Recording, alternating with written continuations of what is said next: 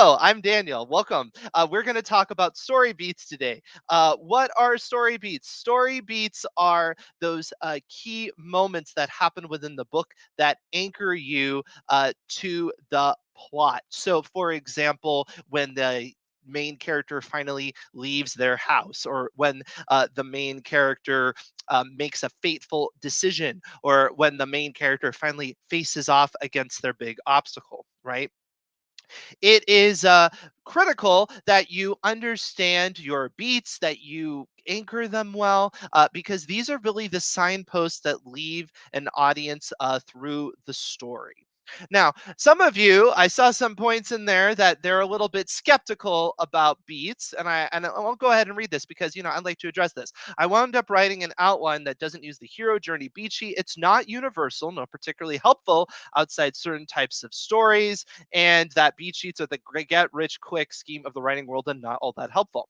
I'm going to challenge that idea because I think that can be correct if you misapply story beats. I think what often happen with story beats is people take them so narrowly, and they also think that story beats are going to be like some sort of formula, like it's math. And if you just fill out that spreadsheet, well, you're guaranteed to have success. And of course, that isn't the case, right? You still execution still matters. There are tons of great stories that have all the beats correct, in a sense, right? Correct. They're all filled in. They all make sense, but the execution was lousy and it doesn't make a difference. And of course, just because you're aware of story beats, what their function is, doesn't mean you're actually writing well written story beats, right? You can say, well, this has this mechanical purpose. It doesn't mean that this is actually a good implementation of that mechanical purpose, right? So, I would challenge whether or not to think of it. I certainly don't want anybody who's watching this to think that what I'm suggesting is if you just fill out our form, if you fill out our process of story beats, you're guaranteed to like blaze the charts, because it's not as easy as that. This is art, right? We've got to experiment. We've got to have some fun with it. It's how you actually do it that's going to matter. What we're talking about when we talk about story beats is that skeletal structure, so we can really start to identify, so we can develop mental edits. We have a language to understand what makes a story function, right? It's especially helpful, when you're talking to other people, when you're talking to fellow writers, if we can encourage these terms, because then, if you give your book to somebody and they're like, it was great, but, that call to adventure was a little bit weak, you know immediately what they're talking about, right? It's that moment and you know what to address. So it can be very helpful. But I do appreciate the pushback. Criticism is always welcome. We can address that as it comes. I've never been an outliner, but I'm trying it now. Not horrible so far, and really hoping it doesn't kill the creative flow. In terms of story beats, you do not have to use story beats before you write. It is not critical. Why we are asking you in this challenge to learn how to do it is not to try to change your writing process. What you might find, if you're a pantser, we have a few pantsers. Yeah, what you might find if you're a pantser is that you will use this process as part of your developmental editing process after you write that first draft. You may not start with a beat sheet and then write the first draft. In fact, a lot of writers work like this. What they'll do is they'll go ahead and they'll just go off on their tangent, write creatively, and then what a beat sheet allows them to do is to analyze what they have written, right? Back to that conversation, uh, back to those that vocabulary that helps you identify the skeleton of the story. And it can be critically important and save you tons of time in the developmental editing process if you learn how to do it. So I'm not asking anybody to become an outliner. That's not the way we work around here in AutoCrit. A lot of people are not going to enjoy that process, and we're certainly not asking anybody to take away the creativity out of it. Story beats are just structure. They are not really creative choices.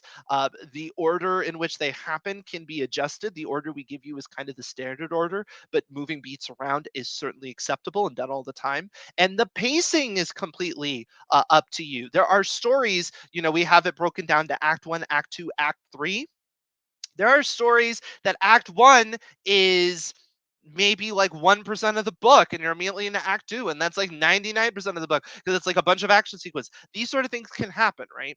So you have a lot of wiggle room even if you accept all of the beats. And of course, you can, when you're writing a book, decide that maybe a beat doesn't need to exist. Although I caution you about that because often when you're doing that, it just means you are simplifying to an extreme definition of what that story beat does. These story beats do not necessarily have as narrow of a definition as you might think.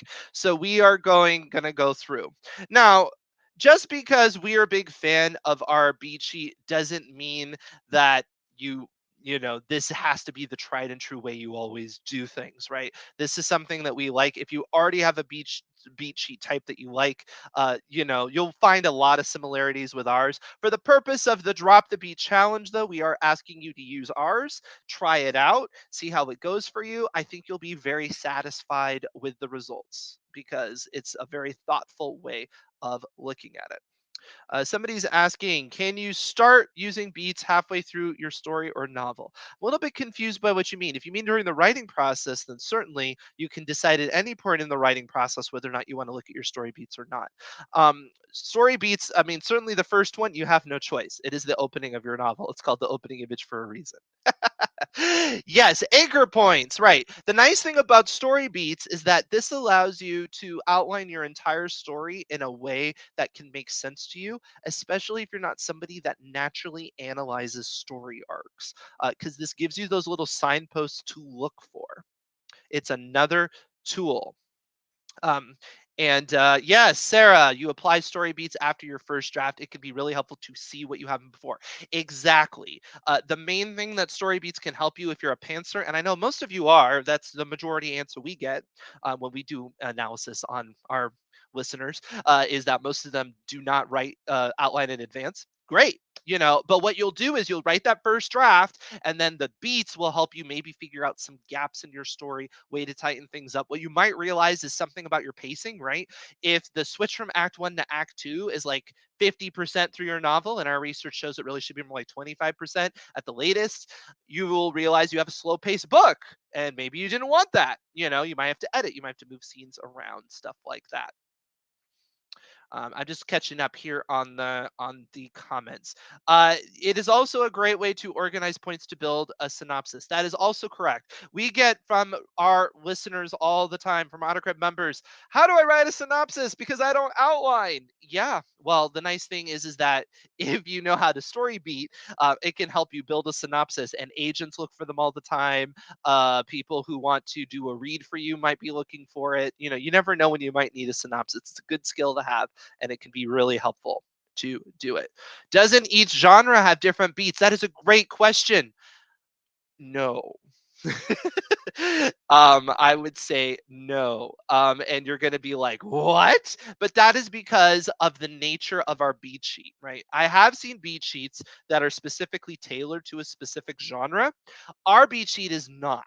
Our beat sheet is deliberately, I don't want to say vague because it's quite specific in what it's asking you to do, but it is general enough in the emotional hook for that moment, that emotional impact for that moment, that it is not tied to a specific genre. That's exactly what we're looking for. And for the challenge, we are asking everybody to, excuse me, and we're asking for everybody to write no matter what genre you are in because it should work. Uh, you've been unable to wrap your item on the pretentious terms. Yeah, terminology can be tricky. Certainly, it is specific. This is an interesting point. All right, we're getting some pushback. I like this. RBG is specific to the hero's journey and not universal. I would like you to give me an example specifically of a like major work that it does not follow within, and let's talk about that. Let's talk about works that maybe defy RBG and what they're doing because I find that interesting. Because yeah, there are definitely stories that don't tend to follow the structure because there may be a literary style or things like that. What you generally find are works like that that really try to break the mold a lot. tend to find it more challenging to find an audience, also to resonate with people. But I also will say that even works that you might think of as quite avant garde generally do follow a very similar structure. You just may not realize it. A beat is a major development within the story that has an impact for the main character or the character that's being affected, stuff like that. Okay, so let's talk about the challenge. So we have the challenge, the Drop the Beat challenge. How do you win the Drop the Beat challenge? Well, first of all, you need to register. Ba-dum. There's the register link down there. I'm going to also drop it in the chat as well. And the nice thing about the Drop the Beat Challenge registration is that immediately you get a little surprise. Oh, I'm kind of spoiling it, but sorry. Uh, you get a little surprise, which is a download, which are 200 prompts to help you along the process. So if you ever get stuck in the challenge at one of these beats and you're like, I have no idea what to write, well, you can use one of those prompts and just put it in there and see what happens. So we really want to help you be able to complete it. You also will get a download for our beat sheet, which is your reference point. Now, you don't need to actually edit that document. What you're going to eventually do is put it in on an online form, which you'll get in the next couple of days, and you have the pretty much the entire month of September. The challenge is going to close on the 26th. So you got lots of time to work on this, and you'll actually use that online form to enter. So no need to have to edit that document. It is just your reference, and the form is literally going to have all those different beats. It's going to be like what's your opening, whatever, whatever, whatever. What if you're not sure if you're registered or not? If you go ahead and you sign up again, it's not like you're going to be double registered. Our system will just acknowledge that you've already registered. So if you're not sure, just go back to that link I just shared and put in your email and all of that, and then you'll make sure you are registered. During the whole process, you will get emails that will include things like the link to the beat sheet. You will have emails that give you tips on the beats themselves. You'll also have a chance to check in for prizes. Yes, so join the email list and you can check in for prizes. We'll have little buttons that'll say check in. All you have to do is check in and it puts your name in the hat for prizes. Now you get your name in the hat no matter what because we're just cool like that. But you can actually go in for prizes and then you can be extra ability to win. So, and please don't sign up multiple times for extra chances of prizes under the same name. I guess you could use different names, but I mean, come on, that's a little silly. You should also only enter once for the final form. And again, you will get that through email. So unfortunately, or it's not really unfortunate because you get that free beat sheet download with the story prompts. You get a chance to check in for prizes, and that will give you the link to sign up for the final challenge. All free, all part of the contest. Are there how many words you should aim for each bit? Is there a minimum maximum? Yes, the maximum is set at 75 words, which is really quite long. I wouldn't recommend going that long for a specific beat. Um, and the contest is for filling out the beat sheet you sent, more or less. You don't actually have to fill out that document. You'll notice it's a PDF, and editing a PDF is kind of challenging. You can make them editable, but we didn't want to do any of that. We wanted to make it easy. So it'll just be a form. It'll just have all of those different points mentioned, and you just put it all in. Yeah. Exactly. You found out that the synopsis you worked for the world building challenge fit into the beat sheet almost perfectly. Just need to tweak it. See, this is what often happens, right? We as authors do this already. It's not rocket science, right? We know what makes good stories because we read a lot of good stories. It's just sometimes we don't know how to identify it. So that's where a beat sheet can help you because it can help you see maybe where that gap is, right? I don't expect that most people would struggle or find any of this mind blowing on a overall level, but some of those micro level beats you might realize, oh, maybe I'm not putting enough consideration in that. And the other thing too is when you're going through your work, you can make sure you've elevated every moment to be as powerful as it can be. Do I think beats also work if you're writing a short story? Yes. It does get more challenging though, in terms of how much time you can spend on each beat. And I will kind of demonstrate that as I go as best as I can. Generally speaking, yes, somebody would use a beat sheet like this more for a full novel, but you can definitely use it for short stories, again, because of how broad these beats are. Okay. So let's talk about how we use them. Let's go through the beats really quick on the beat sheet, and I'm going to explain, I'm going to unpack all of them. We're going to have more videos, more emails about all of this. So feel free to stay tuned because this is Drop the Beat month. So we'll be talking about it. So we have the opening image, right? This is where you clue into the audience what is going on in the world around them and in the main character's life. Often it's going to pose a question about the main character in terms of, they need something to change in their life. The status that they start the book is generally not the status they end up in. Certainly it's not from an emotional standpoint if it's not from a physical standpoint. Somebody's asking, do you have to create a story for this? You don't necessarily have to make a brand new story. If you wanted to use one that you've already written, that's fine. I wouldn't, we do want it to be original, so it needs to be your own work. So don't give us the beat sheet of Wizard of Oz. I mean, if you want to do this as an exercise, it's a wonderful thing to do.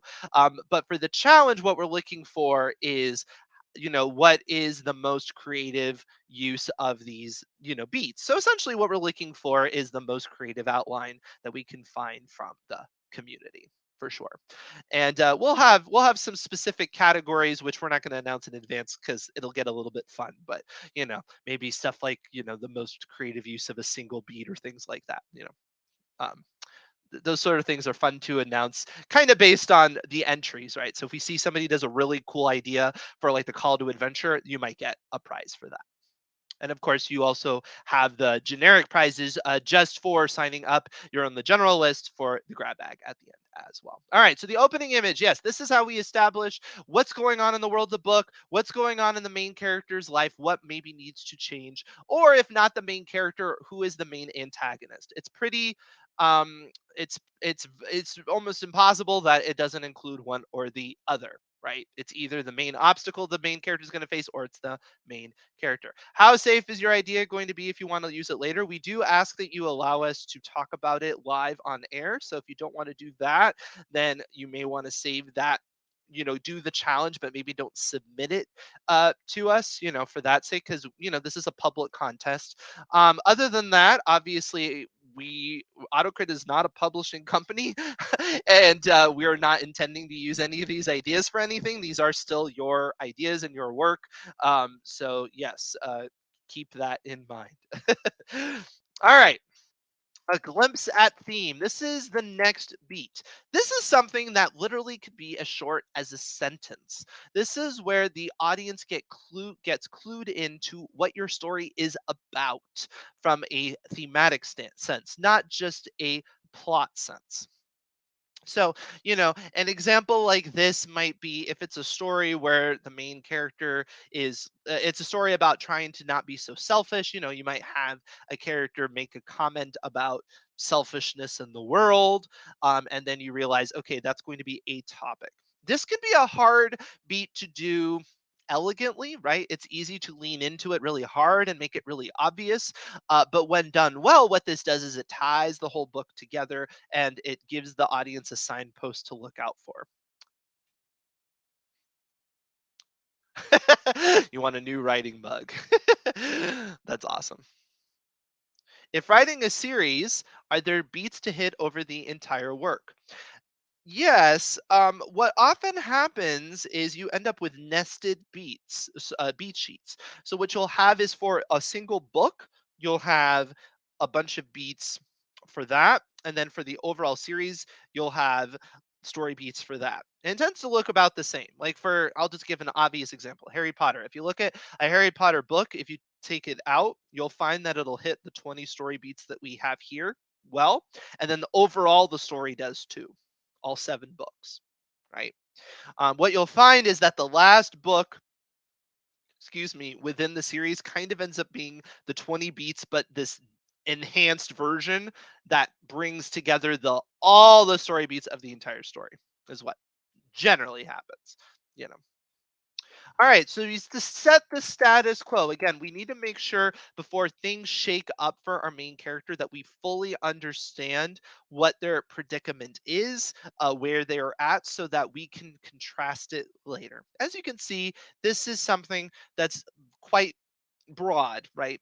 So we have the opening image where we basically set the stage. We have a lean into the theme, what the topic is going to be. Now we have making sure that the audience understands where the character starts from. It doesn't make up the best of the beats if you write about a beet farm. If you write about a beet farm, you very well may end up winning just because I'm biased. So, but please, of course, I say that, and now I'm going to get 20 entries about beets, and then I'll have to be like, sorry, I promised you anything. So I can't actually promise that, but I'm just saying, beets are awesome. Okay, call to adventure. Yeah, this is a very famous beat that you'd hear about it all the time. It's kind of that classical thing. All this means is that this is where the main character is being challenged to change something about their life. They're having to make some sort of major decision, which is putting the plot into motion. Now, sometimes the character is actually forced into this. They don't actually have the choice, right? Maybe they get kidnapped or something, right? That can happen, but often the character does have to choose, right? They have to choose. If it's a romance, they have to choose to maybe go on a date with somebody. If it's a mystery, they have to choose to investigate the crime or things like that, right? So this does not mean that this has to be the farmer on the the farmer in the kingdom finally realizing they're the long lost relative of whoever, going on some big hero journey. Not necessarily, right? It's just shaking up the status quo. It literally could be a call from your boss. That's right. Um, but it could be that the boss is specifically tasking you to do something, and it's going to shake up the world. It's going to move you into the next stage. Now, there are stakes to this. This is what's important about the call to adventure, and we're going to talk about it later. We have a whole stream about the inciting incident. So if you haven't liked and subscribe this stream, do so because it's going to be good. Because this is a really critical one. This is where if you're going to hook your audience and really commit them to the rest of your book, you get this one right, and you're going to be in great shape. One way you can do that though is by not neglecting the next beat, which is often done, which is the call is refused. Actually, I don't have a slide for that. See, I forgot it. But yes, the call tends to get refused, and that's because, well, there are stakes to this. There's a reason why the main character may not want to actually go on this adventure, right? And adventure means just a change, right? Any change in your life is essentially a venture. You're starting something that you didn't know. You're starting a new process you didn't know what to do. You're going to a new place. You're meeting a new person. All this is essentially adventure. Okay. um but there's a reason why you not want to do that. There's risk, right? There's risk and there's reward, and often the initial reaction of the main character is to say, whoa, that's a lot of risk. And the reason why they do that is so the audience can understand that this is important. This decision is going to matter. It's going to carry a lot of weight, which makes them very excited. It's immediately a promise to the audience that, whoa, by doing this, it matters. It's important, right? And I'm curious to see how this plays out. So you get that right and you're in much better shape. Now, it could be very mild. It can be literally just the slightest hesitation. I don't know about that. And that can be all it is. In some stories, it's not that dramatic, especially if the main character doesn't know. But in some stories, it can be super dramatic, that the character's like, I'm never going to do that in a million years. And then their hand gets forced. So it depends on the story. You subconsciously disagree with the idea of refusing adventure. Exactly. All right. So the question to the new world. This is where the character decides to shake up their life and actually listen to that call to adventure, overcome that refusal, and move forward. And as you can imagine, all these beats can happen really quick. Do not think that every story beat is earning the same amount of page space. They do not. Some of the beats are like mushed together into a single scene, even, right? Because you could literally have a you need to change this about your life. Well, I'm not really sure. I guess I'll do that all in one scene, right? And those are three beats. But the important thing is that the audience sees those beats happen because, again, it gives it the weight. So when you move into the story in earnest, it's a signpost to us that, oh, this is actually going to matter. There's stakes, there's importance to this. All right, so we have the question to the new world. Again, it's not necessarily some sort of fantastical thing. It is merely a world that the character doesn't normally experience. So this could be a new job, a new, a new relationship, something like that. Okay. Now we have the B story coming into play. Almost all stories, and this is something which is a little bit more subjective. Certainly, short stories. This might be something that doesn't come into play as much, but most stories do have a major B story in addition to their A story. There's a secondary story that is helping either flesh out the main character, so it's a relationship. That's the most common one because it tells us more about what the main character is like as a person. It could be a mystery, it could be action. It really depends. Uh, Somebody said a detective resistant to investigating crimes and catching the bad guy isn't worth reading about. That is true. So you might be wondering, well, if I'm writing a mystery, why would that person refuse that? Well, there are reasons. Perhaps there is a threat because they are going to investigate that crime. Maybe they're worried that they won't be able to solve this crime and it'll ruin their reputation. Maybe there is some emotional tie to the crime that makes it difficult. Maybe they would rather be doing something else. There's reasons. Obviously, it doesn't make sense ultimately for what the story needs to do, right? And the refusal of the call usually means the story doesn't even happen. It means the story's over. Perhaps he knows the bad guy, exactly, right? um but that's the whole point, right? If the person didn't go on the adventure, well, the story would be over. Anyway, so B story. Okay. Challenges mount. So now that they have left and they've gone to this new world, they immediately face at least some obstacles. Now, often there's a moment, and it actually can last a while, it doesn't have to even be a moment, where things look pretty good. After all, they left for a reason. They went on this grand adventure for a reason. So there was something positive to experience. And I'm sorry, I was looking at a comment here. I'll get to that in just one moment. It's really good. Uh, but anyway, yes. So eventually, so it starts out positive, but then what you'll see is, of course, there is that negative side. The reason why they would have refused the call in the first place, or perhaps even something they didn't even expect, right? And so it'll start to be difficult. This is a new world for them. They don't always experience this. They're facing some obstacles, and things are starting to get tenser. Now, this is a good question.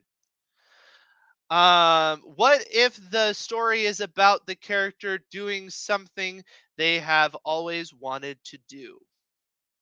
Fair enough, right? So imagine you start the story. So what would be the call to adventure, right? Well, it might be that they finally are able to get started doing something they want to do, right? So you could have a story.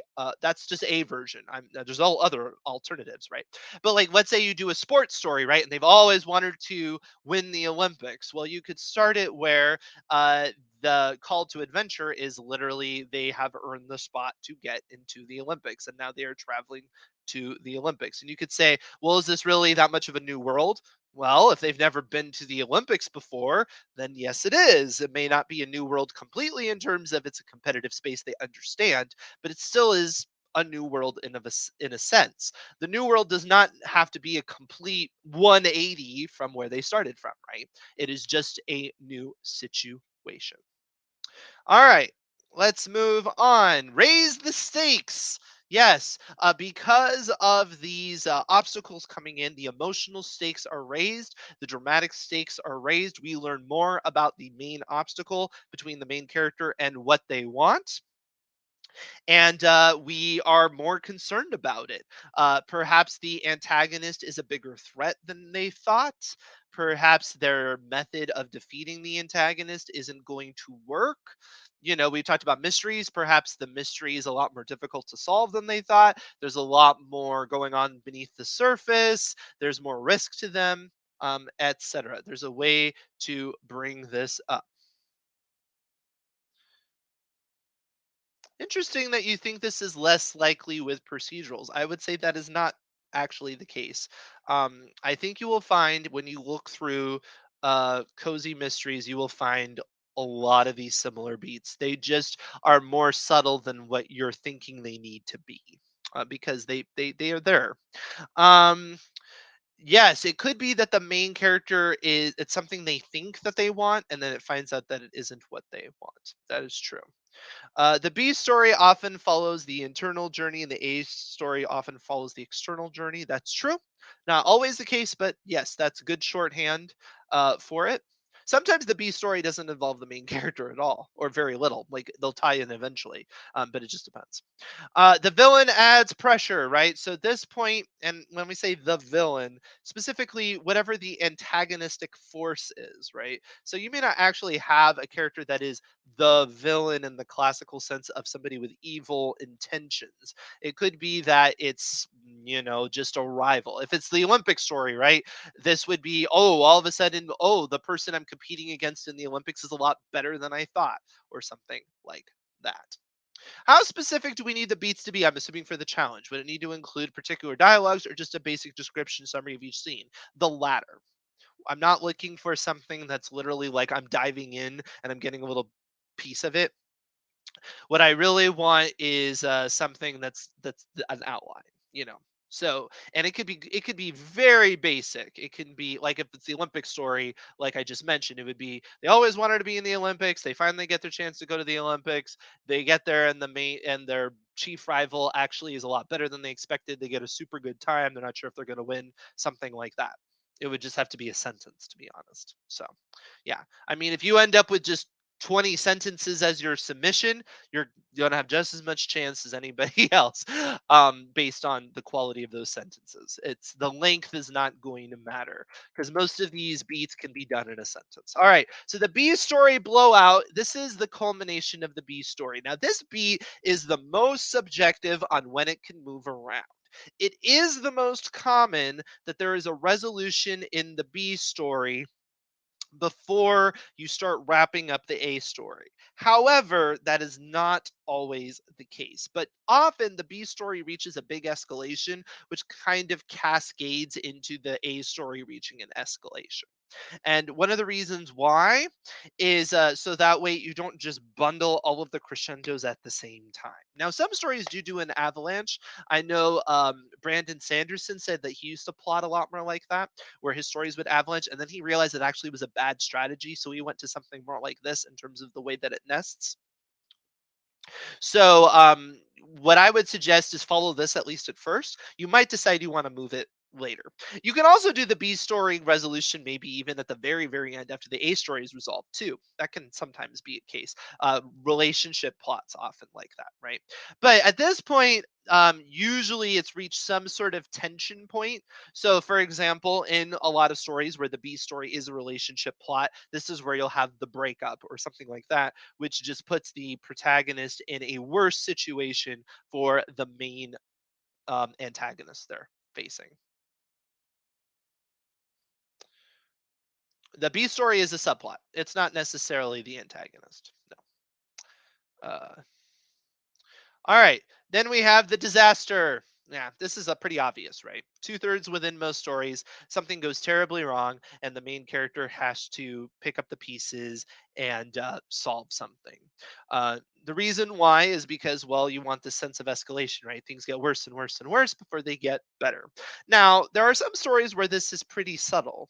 And the difference, it gets worse and worse, and then eventually it's like, well, I don't think they'll be successful, and then it stops. It doesn't always have to be the end of the world and everything's ruined and all of that. It really depends on the stakes of the story, the scope of the story, etc. Like in a romance, the disaster is, well, the people aren't going to get together more than they're going to die, right? Whereas in like a fantasy, often it can be literally the character is going to die, or they'll be trapped forever in a genie lamp, or who knows what, right? So just because it says disaster doesn't mean we're expecting you to always throw an asteroid at the earth. It really depends.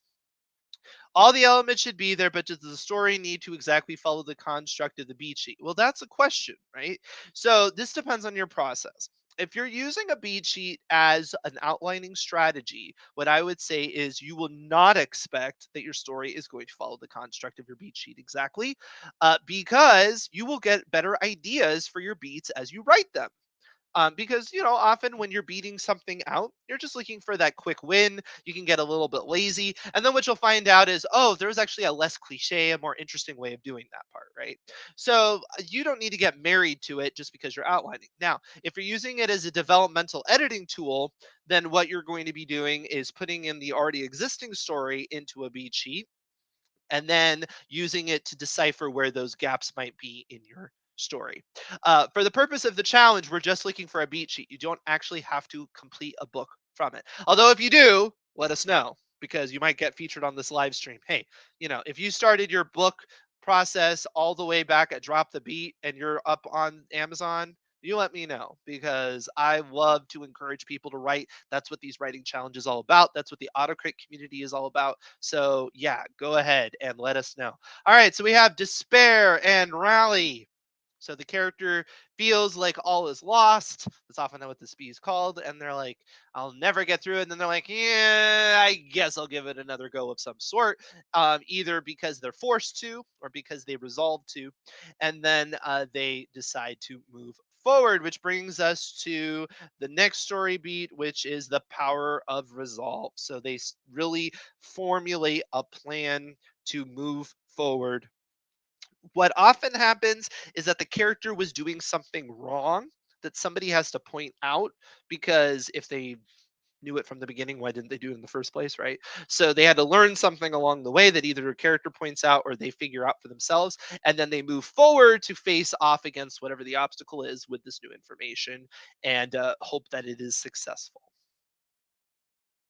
And this is where we had prepare for war. Now, again, just because we're using these sort of epic terminology, we're talking about this in terms of the emotional stakes of it. This is a war because the main character is facing off against their major obstacle, and they will have to battle past them.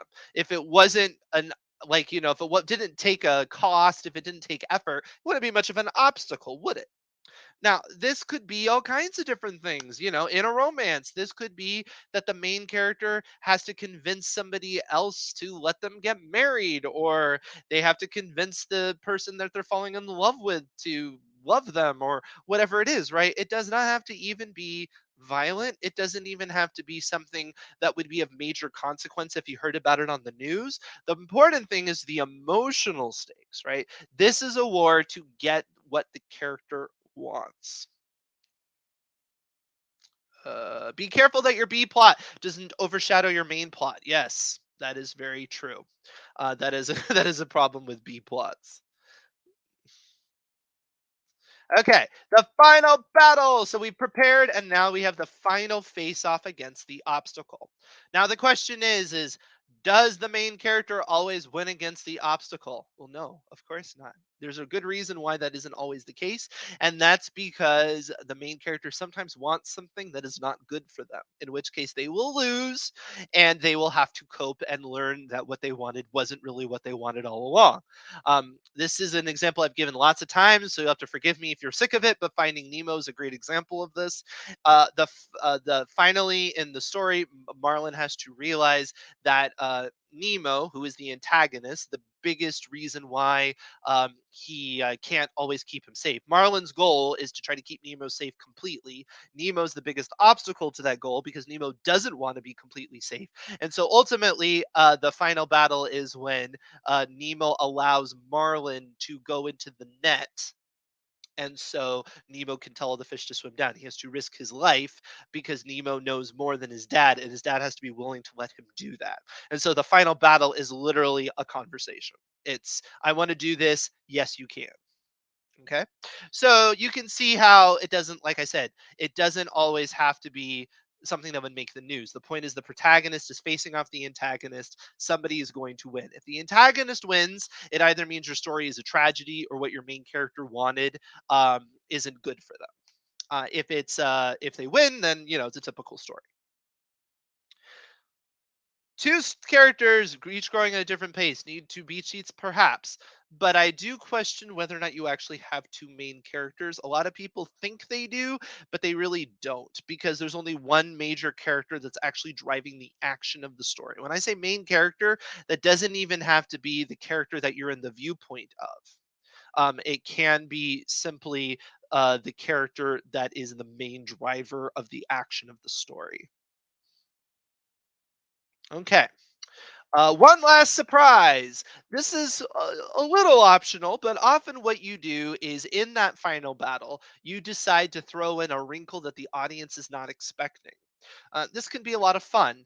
You think that this is the way it's going to go down, but there's a little twist that's going to make it a little bit more difficult for the protagonist. Or perhaps the protagonist defeats the antagonist in a way you didn't quite expect. There's a piece of revelation. Mysteries almost always rely on this, in my opinion. Now, granted, if you're a really good mystery reader, you're like, no, I'm never surprised. But generally, the one last surprise is often there is a way to rethink all the information you heard up to this point that you didn't quite think of before. And there's that kind of aha moment. That's basically the one last surprise within that genre. But other genres might include something like, all of a sudden you find out that the villain is connected to you in a way you didn't know, or all of a sudden the protagonist reveals they have a power that you didn't quite know. Now, granted, all of this should be foreshadowed, just like that revelation in a mystery. You'd hate to get to the end of a mystery and the detective is like, well, aha, because of this and this and this, and you didn't know about any of that. That would be terrible. Same thing, you still have to set it all up, but the point is you can surprise the audience, and this can be very fun when you do it. Now, you may not be writing a story like that, in which case what often happens is that there is kind of a twist to the main character or the antagonist that isn't quite some big whoa moment. It's just a little bit to turn up the temperature at the end to make it a little bit more interesting. Essentially, the one last surprise in Finding Nemo is that net of fish that kind of comes from nowhere and captures Dory, right? Which creates that whole need for that battle. And you can see where the order of the beats is a little bit, it's kind of at the same time, and that can be okay. That ultimately is what happened there.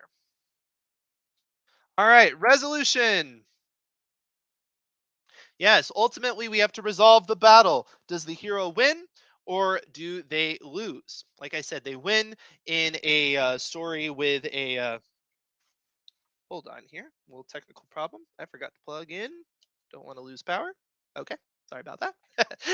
If they win, it tends to mean that they're getting something that they actually need. If they lose, it means that what they wanted is not something they in fact need. And so that tends to be the resolution of that. And then we have the denouement. This is where we get one of those pretentious terms. We talked about that earlier. It just means following action. It's just we don't just stop the story there. There's a little bit of a breath so we can see what changed for the characters as a result of all the action. All right, so that brings us back to where we started, which is the drop the beat challenge. How do you win drop the beat? You start out by signing up here, the drop the beat challenge registration. Hold on here. I'm just going to leave that up for 1 second.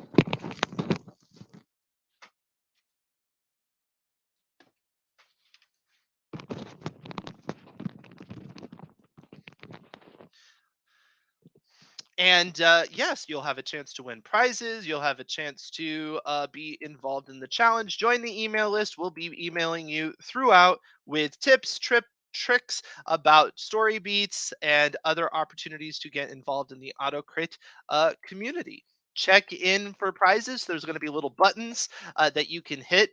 And again, those give you extra ability to win prizes throughout. out. Now, we also do have a workshop that's going to be coming up, which is our plot craft workshop.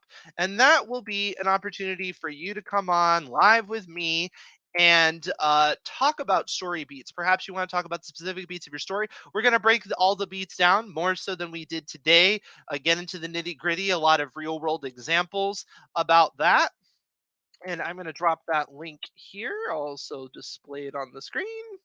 Yep, and you can join that. That is going to be at towards the end of the month, towards the end of the challenge. So you can also use it as an opportunity to kind of, excuse me, whip up your challenge entry into shape if you so desire. As part of that workshop, you will get personal feedback from me about your beat sheet. So that's cool. Professional feedback.